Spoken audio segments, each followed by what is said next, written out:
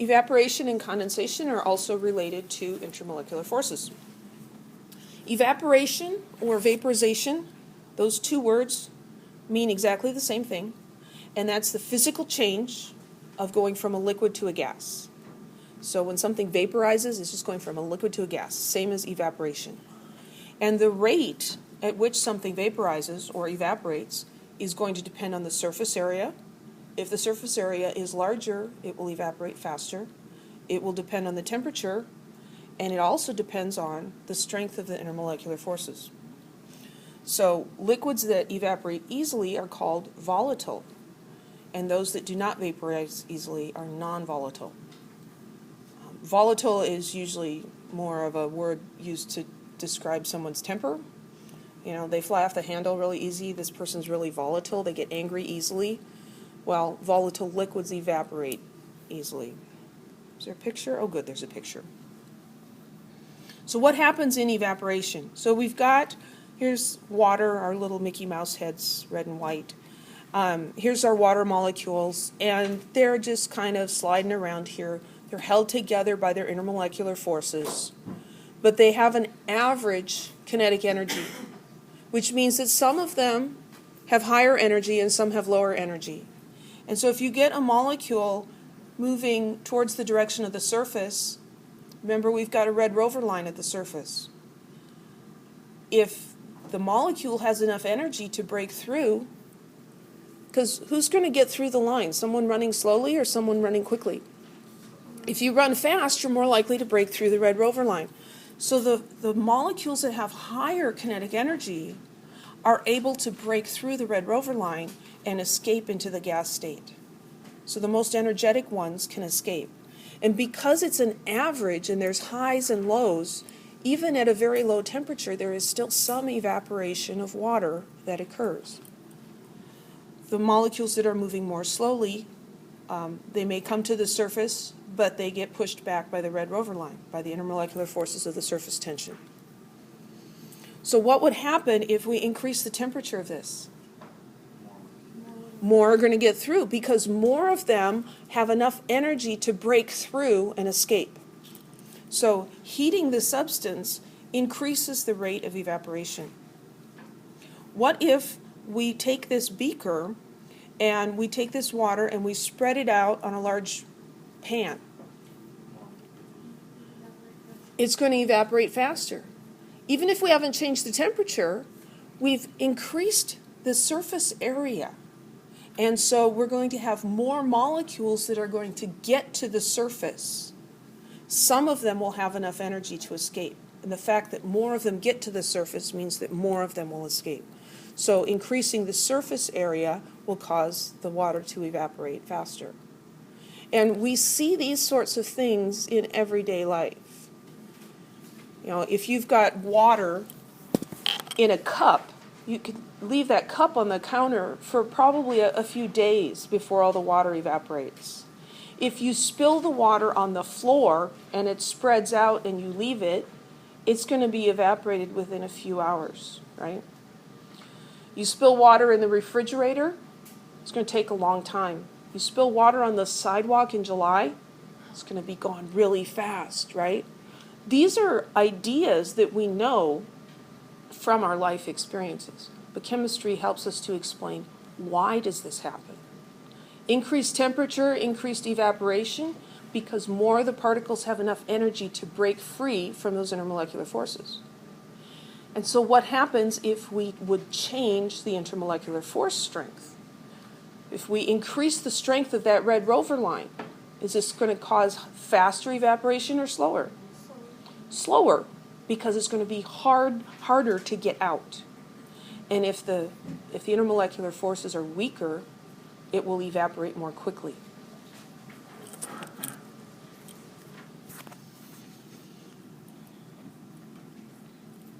So at a given temperature, so here's a graph. I like graphs. I don't know if you guys do, but here we have the fraction of the molecules, meaning, you know, just some relative number of molecules. And here we have kinetic energy. And we're looking at the different energies of the molecules. And we see that there's a distribution of energies. Okay, and the average is going to be somewhere in here, and that's what we refer to as the temperature, as the measure of the average kinetic energy. But just like with people, there's pretty much, there's not a lot of people who are average in everything, right? There's people above and below, and it all averages out. And so we've got the molecules with more kinetic energy and less. And so on this graph, we're using this line here to indicate the minimum kinetic energy needed to escape. So to break through that red rover line, you have to be running at a certain speed to have enough energy to break through. If you're running slower than that, you're not going to make it. If you're running faster, you will. But there's that minimum speed to break through. So that's this line here. When we increase the temperature of the substance, of the liquid, the curve is going to shift over this way, and now we have more molecules that have enough energy to escape.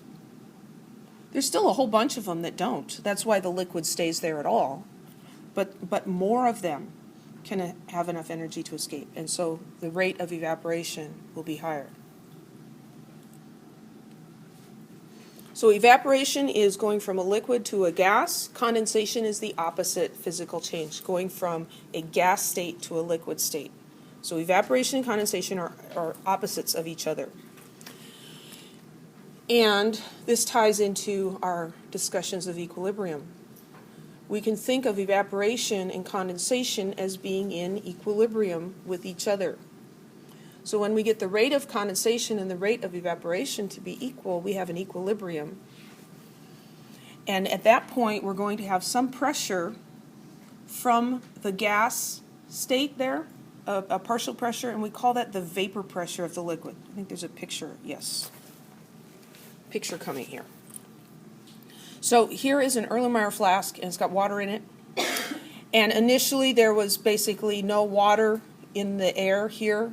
And so when we put the water in here and we stopper the flask, and these water molecules start to evaporate. And they evaporate and they go into the gas state. At this point there's no condensation occurring because there's no gas particles, there's no gas molecules to condense. There's nothing there. So initially it's all evaporation. As more of the water evaporates and we get a more significant number of gas molecules here, what do gas molecules do? They move in a straight line until they run into something. So these gas molecules are bouncing around up here, and eventually they're going to bounce into the surface of the water. When they hit the surface of the water, they get trapped. That's condensation. The more gas molecules you have, the higher the rate of the condensation. So we've got evaporation occurring, and the condensation will increase as the concentration of the gas increases. And so here we've reached a state where the rate of evaporation and the rate of condensation is equal. This is now an equilibrium situation, where we have molecules evaporating and molecules condensing at the same time. It's like people moving from Narnia to Middle Earth and moving from Middle Earth back to Narnia. The people are moving back and forth, but the numbers of people on each side are staying the same. So we've reached this equilibrium. We have a gas here. Gases exert pressure. So this gas is exerting a pressure, and we call that the vapor pressure.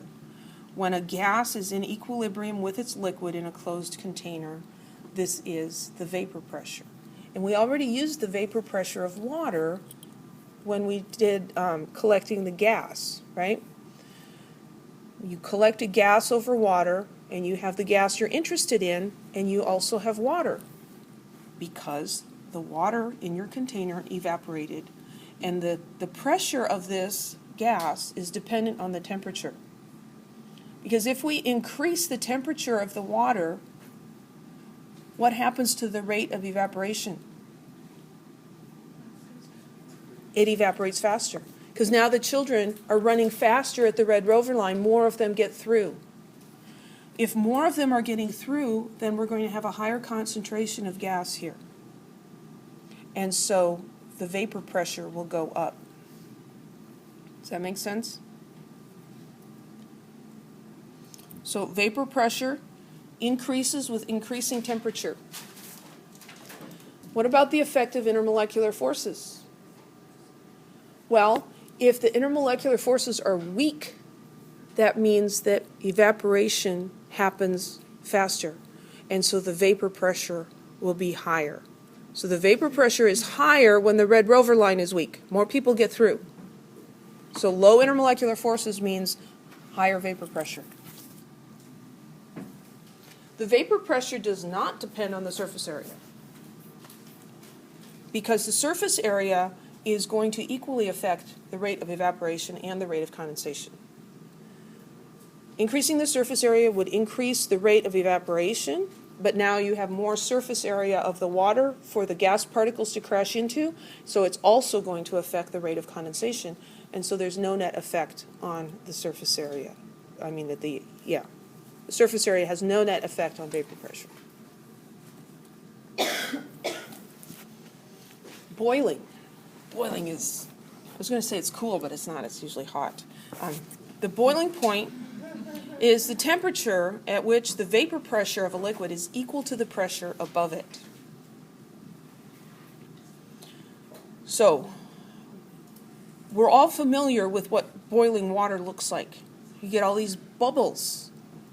What's in the bubbles? Is it air? It's water vapor. It's whatever liquid is boiling, but in the gas state. What happens at the boiling point is you have enough thermal energy that the water molecules in the interior of that liquid can go into the gas state. And so they're going to form pockets of gas molecules. We call them bubbles. And then those bubbles have a low density, and so they're going to rise to the surface very quickly. So when the temperature, the thermal energy gets enough that the water can enter the gas state, that's when we have boiling. I think there's...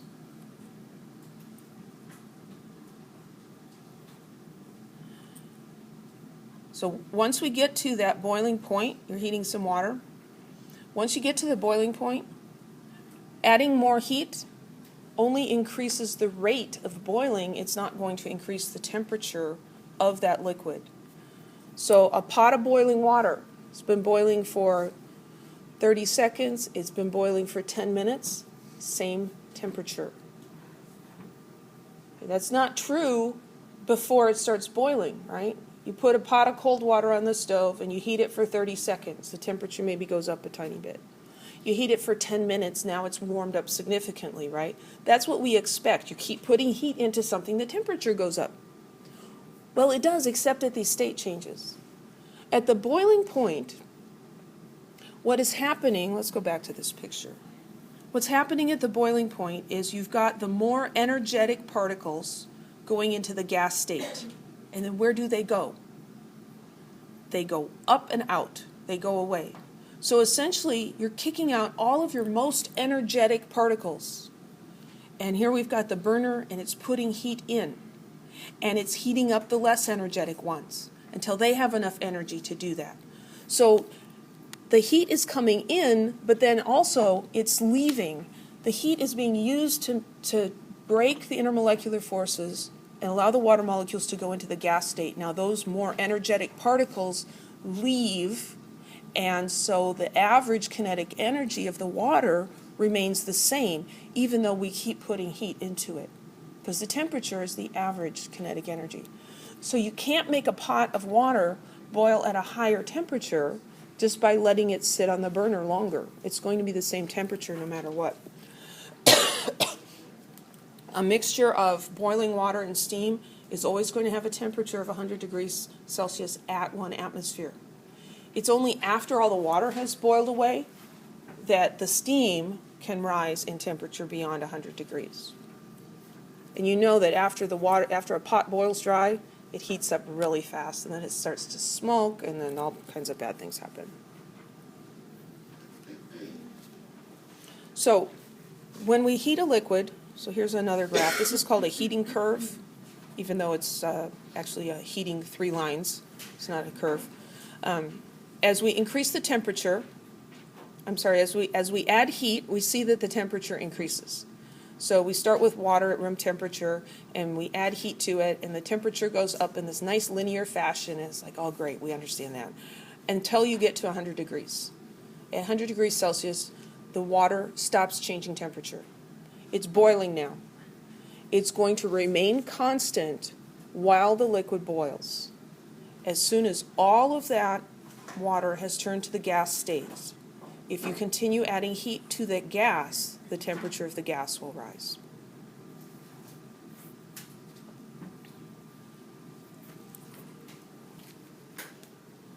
Evaporation is an endothermic process. In order for something to evaporate, we have to put energy into it. And this is why when you sweat, it makes you feel cooler, right? Thankfully, we live in an arid climate. This is not so very true in Iowa, where I grew up.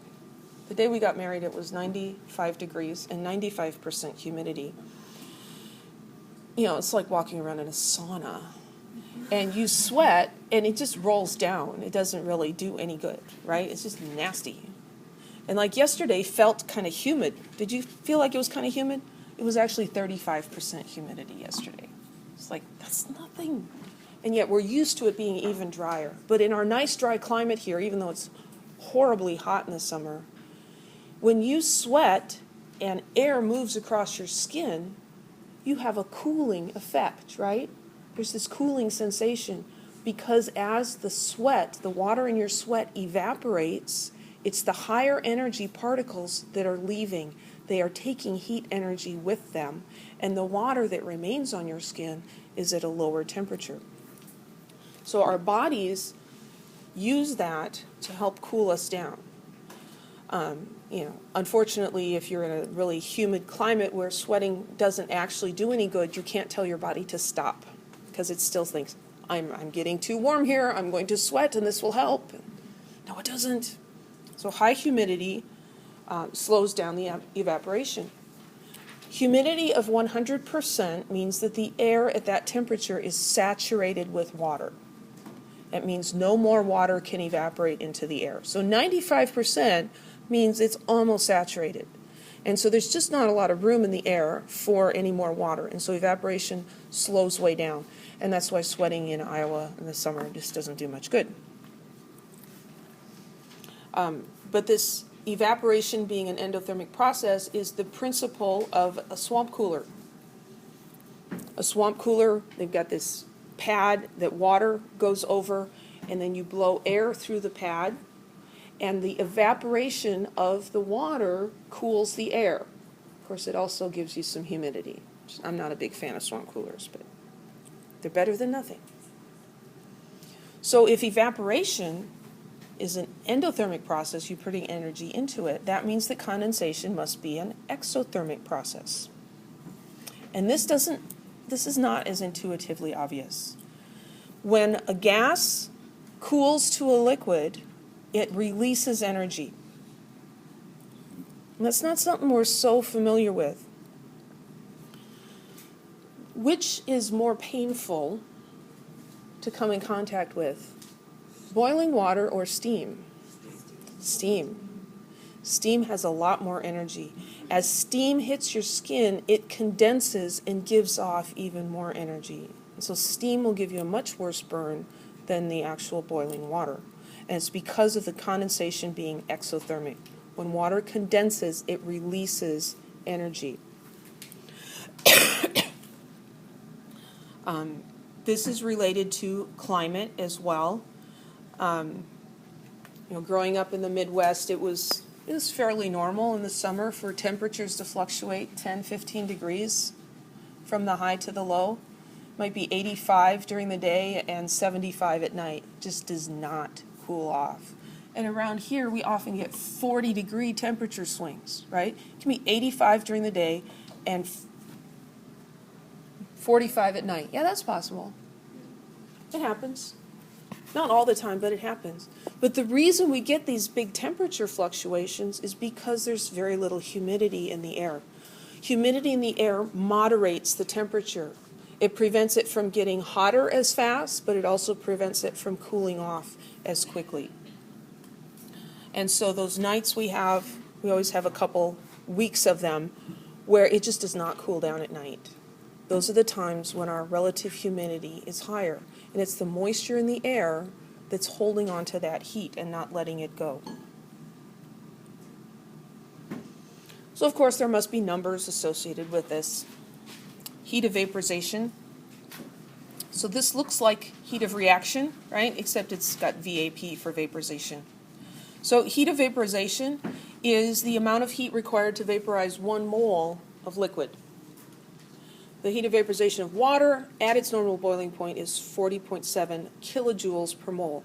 So we'll sometimes see the equation like this. We've got water as a liquid going to water as a gas, and delta H being plus 40.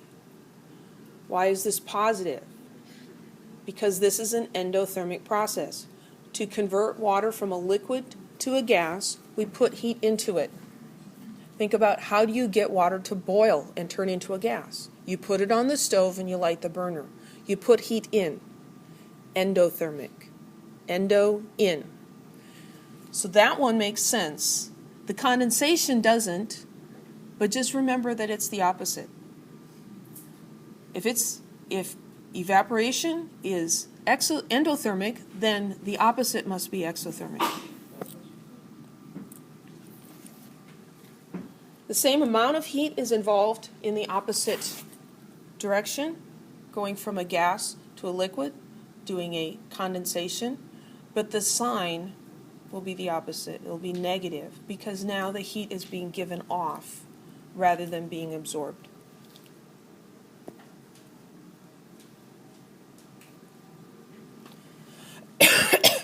So, of course, we've got numbers, we can do calculations. So we can use the heat of vaporization to calculate the amount of heat energy that is required to vaporize a given amount of liquid. Now, say you have 5 liters of water. How much energy, heat energy, do you have to put in there to vaporize it? We can use the heat of vaporization as a conversion factor between moles of liquid and the amount of heat needed to vaporize it. And these heats of vaporization are things that you look up in a table, and they are going to depend on the temperature a little bit. We're not going to do anything crazy with that, but you'll notice that here, heat of vaporization at the boiling point. So these numbers you would use when you're heating these liquids at their boiling point. These are the heats of vaporizations at room temperature, 25 degrees. So you can see it takes a little more heat per mole to vaporize water at room temperature than it does at the boiling point. So let's calculate the amount of heat required to vaporize 25 grams of water at its boiling point. The heat of vaporization is 40.7 kilojoules per mole.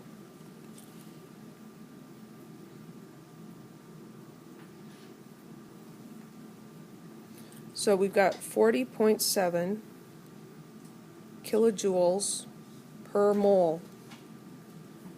That looks like a conversion factor. And we've got 25 grams of water. Well, the grams and the moles are not going to cancel each other out very well, are they? Could we convert from grams to moles? Yeah. So what we're going to do is we're going to take grams of water, and we're going to find out how many moles of water that would be. And then we can go to kilojoules for the amount of heat. Remember, heat is energy, and so we need a unit of energy at the end here. 25 grams. This is water. That's trying to make a decimal point there. So I'm going to multiply by moles and divide by grams because I want my units to cancel out. Oh, look, it's dimensional analysis again. Crazy thing. And then over here, kilojoules and moles. So the moles cancel out. So I work up my units, and then I look for numbers. This 40.7 40.7 kilojoules of energy for every mole. So I'm going to keep the 40.7 with its unit. Per mole, if you want a number there, it will be 1. What are we going to do here? Relationship between moles and grams for water, the molar mass. So you take 2 times the mass of hydrogen, because it's H2O, and 1 oxygen, you add them up together, and you get 18.02. Is the mass in grams of 1 mole of water. So 25 divided by 18.02 times 40.7, getting 56.5.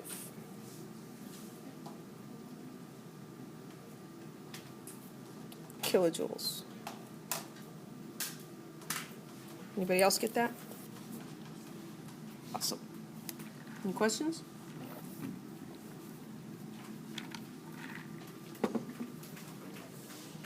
Essentially, this is dimensional analysis with a new kind of conversion factor.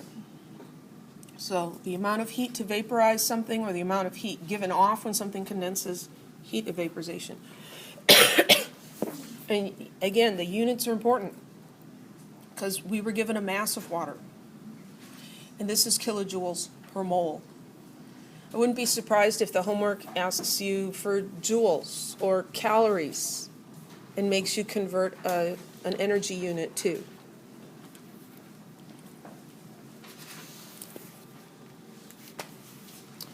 A drop of water weighing 0.48 grams condenses on the surface of a 55-gram block of aluminum that is initially at 25 degrees Celsius. There's a lot of words in this one. If the heat released during condensation goes only toward heating the metal, what is the final temperature in Celsius of the metal block? The specific heat capacity of aluminum is 0.903 joules per gram degree Celsius. Yikes, right? What? Okay, we can do this. Let's take these numbers and write down what they are, because it's hard to look at them in this paragraph. And even seasoned scientists are going to pull the numbers out and write stuff down. So we've got 0.48 grams, and we've got 55 grams, and we've got 25 degrees Celsius. And so what are these things? Well, they're disappearing things, is apparently what they are. This is a mass, right? A mass of what? Of water. And 55 grams is also a mass of what? Of aluminum. And then we've got this temperature. It's like initially at 25. That's probably an initial temperature then, right? I'm going to call that TI. And then they're giving us this number over here, 0.903 joules per gram degrees Celsius. And that is the specific heat capacity of aluminum. So this is for aluminum. And then sometimes it's helpful to have a picture, because, okay, we pulled the numbers out, and maybe we're still not quite sure what's going on. So let's draw a picture. So here I've got a block of aluminum.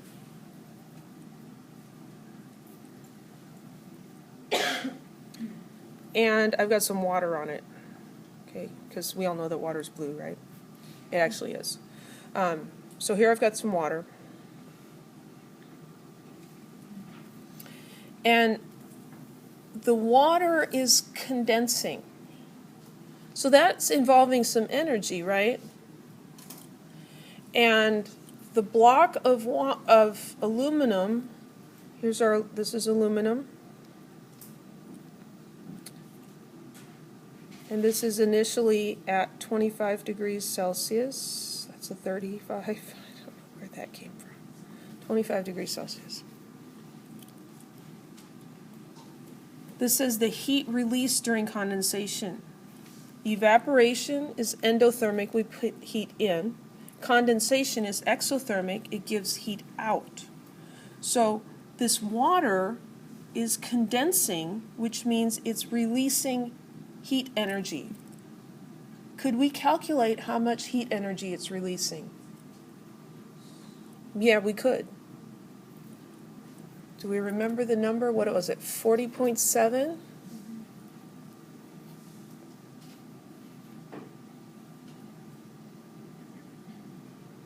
But what's the temperature? I think it's the 44. And nobody has the table because I didn't put it up. Let's see, maybe I pull it up on my other computer. Okay, so we went and looked it up, or the student in the audience looked it up. It's not really an audience though. The heat of vaporization for water, is it 44.0? Yeah, 44.0 kilojoules per mole. And that is the heat at 25 degrees. At the boiling point at 100 degrees, it's 40.7. But this is telling us that things were at 25 degrees Celsius. So we're going to use this one. So we have water here. We know what its mass is. We know what the heat of vaporization is. The heat of condensation is the opposite. So it's going to release a certain amount of heat. And so we can calculate that, just like we calculated it for the last problem. So 0.48 grams of water, and we're going to convert to moles of water.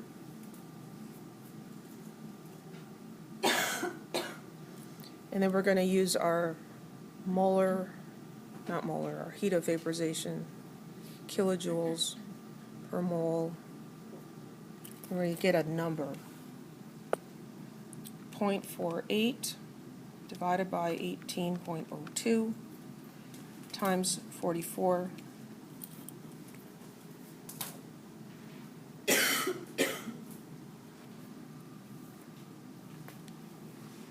So 1.17 kilojoules. This is the heat released by the water.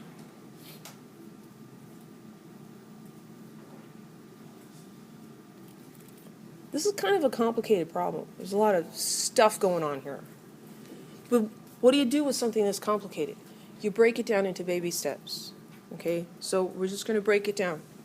So we have the water condensing onto this block of aluminum. When it does so, it releases energy. We just learned how to calculate that, and we just did calculate it right here. It releases 1.17 kilojoules of energy. The question is asking us, what's the final temperature of the metal block? And it's telling us if the heat released during condensation goes only toward heating the metal, what's the final temperature? Okay, so now we have to pull from stuff we learned a long time ago. MC delta T. Remember that one? Q equals MC delta T. That was ancient history, right? Q equals MC delta T. The amount of energy needed to change the temperature of a substance is related to its mass, its specific heat capacity, and the change in temperature. So this guy over here, what am I pointing at? This guy right here. He's Q. That's the energy. So that's Q, the amount of heat. And this guy up here at the top, that's the specific heat capacity of aluminum. That's C. This guy over here, we have the mass. 55 grams of aluminum. That's the mass. So we could solve this equation for the change in temperature, right? Let's do that. So, in my tiny little bit of space left here, the change in temperature is going to equal Q divided by M times C.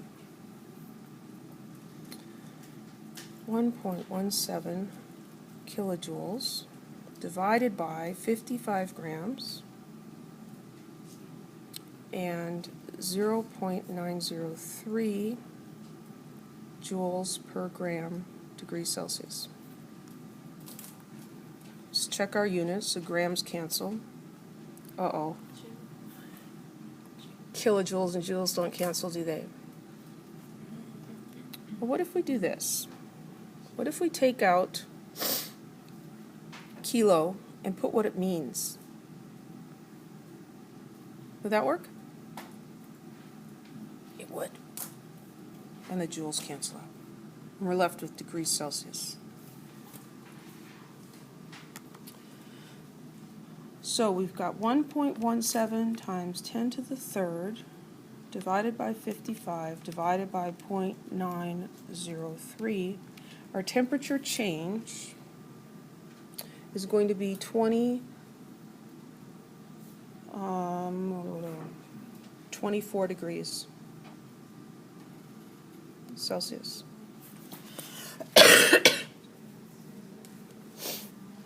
Is that the answer to the question? No. We're getting closer. That's the change in temperature. So, do we add that to the 25 or do we subtract it from the 25? Is the block getting warmer or colder? It's getting warmer toward heating the metal, right? So that means we should add.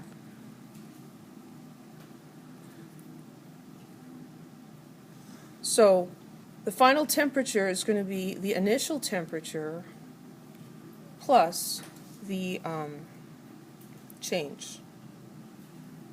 So 49 degrees Celsius. From water condensing onto a block of metal.